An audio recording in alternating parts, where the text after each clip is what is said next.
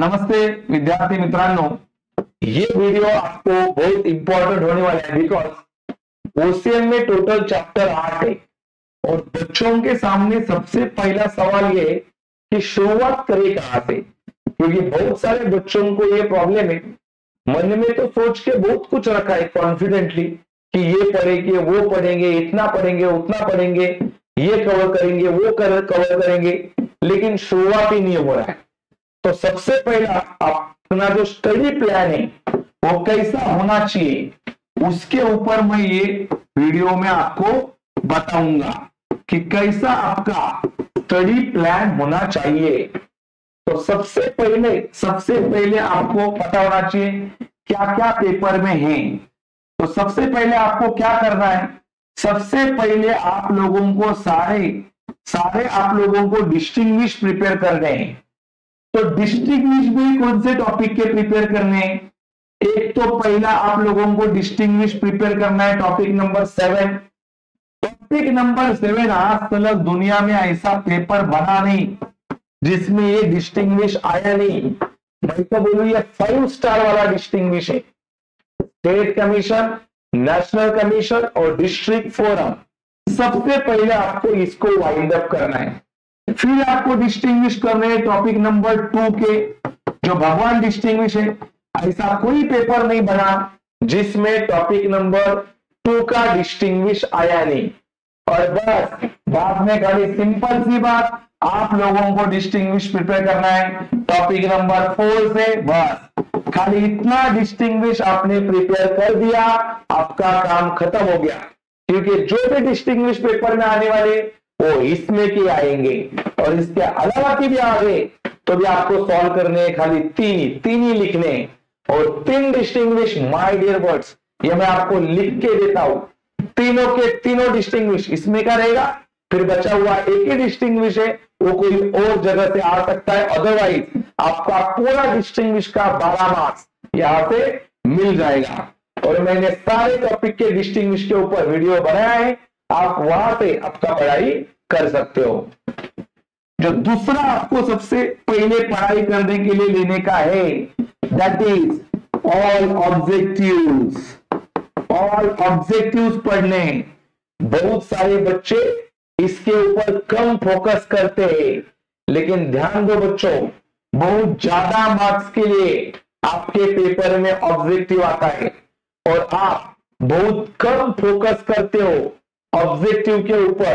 आपको विश्वास नहीं है कि टोटल कितने मार्क्स का ऑब्जेक्टिव है। सबसे पहले आप लोगों को 20 मार्क के तो ऑब्जेक्टिव आते ही है। 20 मार्क के ऑब्जेक्टिव में आपको fill in the blanks, match the column, complete the sentence, उसके बाद में true and false, answer in 1 sentence, answer in 1 word, on and out, सारा चीज 20 मार्क के लिए। आप देख रहे हो ये पूरा 12 मार्क्स के लिए है। उसके बाद में आपको आता है define and explain. Define and explain, define and explain पूरा 8 मार्क्स के लिए आता है। 8 मार्क्स, इधर 20 मार्क्स, इधर 8 मार्क्स। और उसके बाद में आप लोगों को ऑब्जेक्टिव में ही आता है केस स्टडी, पूरा 6 मार्क्स का। तो देखो ये 20 और ये 8, 28 और ये 6, तुम्हारा 34 मार्क्स खाली ऑब्जेक्टिव का है। बहुत सारे बच्चे कम फोकस करते ऑब्जेक्टिव के ऊपर, लेकिन आप विश्वास नहीं कर सकते हो, सबसे ज्यादा फोकस अपने ऑब्जेक्टिव के ऊपर करना चाहिए, क्योंकि आधा तो पेपर वही है। पूरे 80 मार्क्स में से 34 मार्क्स के ओनली ऑब्जेक्टिव है और बच्चे लास्ट तक क्या प्रिपेयर नहीं करते, ऑब्जेक्टिव। मेरे डिक्शनरी में इसका पढ़ाई 2nd लेवल पे, अपने 2nd पोजीशन पे सारे ऑब्जेक्टिव प्रिपेयर करने चाहिए। और सबसे पहले आपने डिस्टिंग्विश प्रिपेयर करना चाहिए। तो डिस्टिंग्विश और ऑब्जेक्टिव मिला के हो गए तुम्हारे 46 मार्क्स, 46। और उसके बाद में आपने प्रिपेयर करने चाहिए सारे question answer, question and answers, ये 3रे लेवल पे। और क्वेश्चन आंसर में भी आपको जो मैंने वीडियो में डाला है, मोस्ट आईएमपी और most expected question from OCM, वो पहले प्रिपेयर करो। वो पहले प्रिपेयर करने के बाद जो एक्स्ट्रा क्वेश्चन थे वो प्रिपेयर करो। लेकिन सबसे पहला मैंने जो आप लोगों को क्वेश्चन बैंक दिया हुआ है, क्वेश्चन बैंक, उसमें से ही प्रिपेयर करने। और पहला टारगेट आपका, पहले आप लोगों को खाली पॉइंट्स पढ़ने, क्योंकि एक बार आपके अच्छे से पॉइंट्स याद हो गए फिर आप एग्जाम में कुछ ना कुछ लिख सकते हो। लेकिन अगर आपके पॉइंट्स याद नहीं हुए तो आपको बहुत दिक्कतें आ सकती है। तो देखो आज आपका मराठी का पेपर हो गया है। मराठी का पेपर खत्म होने के बाद आपको आज ही सारे डिस्टिंग्विश खत्म करने हैं। कल सुबह 12 बजे तक, कल सुबह 12 बजे तक आपको सारे ऑब्जेक्टिव खत्म करने। उसमें 20 मार्क वाले भी, 8 मार्क वाले तुम्हारा डिफाइन एंड एक्सप्लेन, 6 मार्क्स वाला केस स्टडी, सारा सुबह 12 बजे तक। और फिर 12 बजे के बाद 12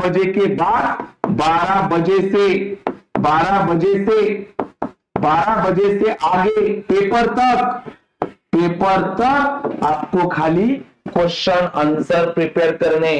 जितने क्वेश्चन आंसर है सारे प्रिपेयर करने। पहले ऑब्जेक्टिव पढ़ना है और बाद में क्वेश्चन आंसर। और क्वेश्चन आंसर में भी पहले क्या प्रिपेयर करना है, पॉइंट्स। तो ही आपका पूरा काम होगा।